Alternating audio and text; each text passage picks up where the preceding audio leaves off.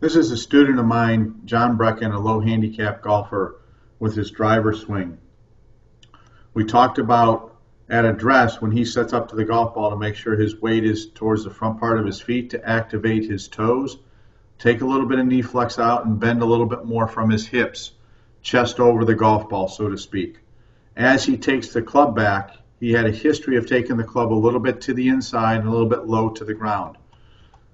The arm swing is better. The club still could cock up a little bit more, hence the reason why the club is slightly under the plane at the halfway point.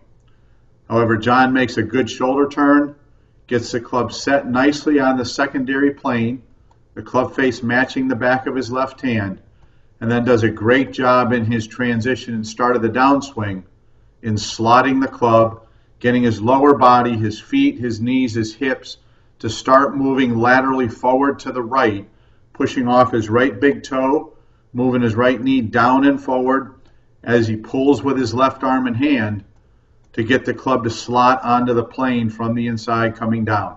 He had a tendency to be a little bit in and a little bit over.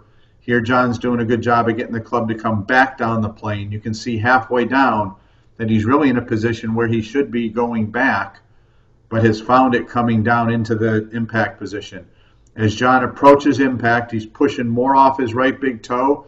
His right knee's driving down and in towards his left knee. His left hip is cleared, and he's getting ready to square the back of his left hand at impact. Notice his right elbow, arm, and shaft are on the plane. The golf ball is starting very close to the original target line that he'd like the ball to start on. John turns through the shot and lets the club finish across the back of his head.